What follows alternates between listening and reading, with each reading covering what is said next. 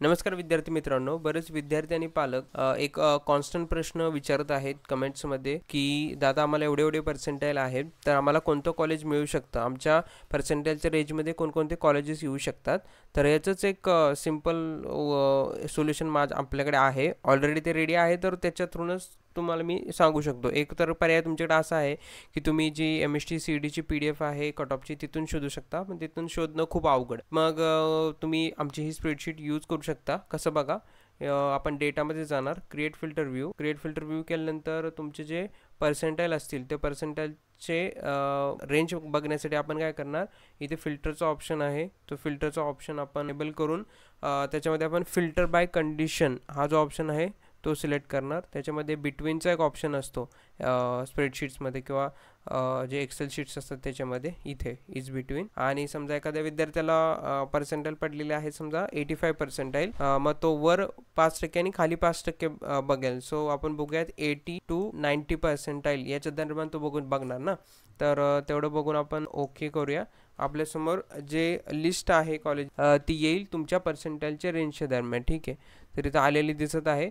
फक्त आपल्याला एका ऑर्डरमध्ये हवी आहे. मग आपण फिल्टरमध्ये जाऊन आणखी एक ऑर्डर लावू शकतो की from highest percentile to lower percentile. बघा, म्हणजे इतकं आपण काय करणार, सॉर्ट Z to A करणार. मग आपल्याकडे जे हायर पर्सेंटाईल आहे तिथून ते खालचं जे लोएस्ट पर्सेंटाईल आहे आपल्याला ते सॉर्ट होऊन येईल. बघा, आता 89 पासून स्टार्ट झालेला आहे. आता माझी जी कॅटेगरी असेल किंवा ज्या स्टुडंटची कॅटेगरी असेल ती कॅटेगरी पण आपण सीट टाईपच्या कॉलममधून फिल्टर लावून सॉर्ट करून घेणार. ठीक आहे, मी एक्झाम्पलसाठी जी ओपन आपली ही आहे कॅटेगरी ती सिलेक्ट करतो, GOpenH आणि GOpenS. ओके, ब्रांच पण आपण एक स्पेसिफिकली एकच सिलेक्ट करूयात. समजा इथे मला फक्त इन्फॉर्मेशन टेक्नॉलॉजी हीच एक ब्रांच बघायची आहे, तर आपण बघू शकतो ती एकच ब्रांच. तर बघू शकता आणखी एक फिल्टर लावू शकतो. मला फक्त पुण्यातीलच कॉलेजेस पाहायचे आहे, तर पुणे जे इन्स्टिट्यूट डिस्ट्रिक्टचा कॉलम आहे त्याला देखील मी फिल्टर लावतो. Okay, PUNE Pune. तर तुम्ही बघू शकता जो विद्यार्थी मी एक्झाम्पलसाठी घेतला होता त्याला 85 पर्सेंटाईल आहेत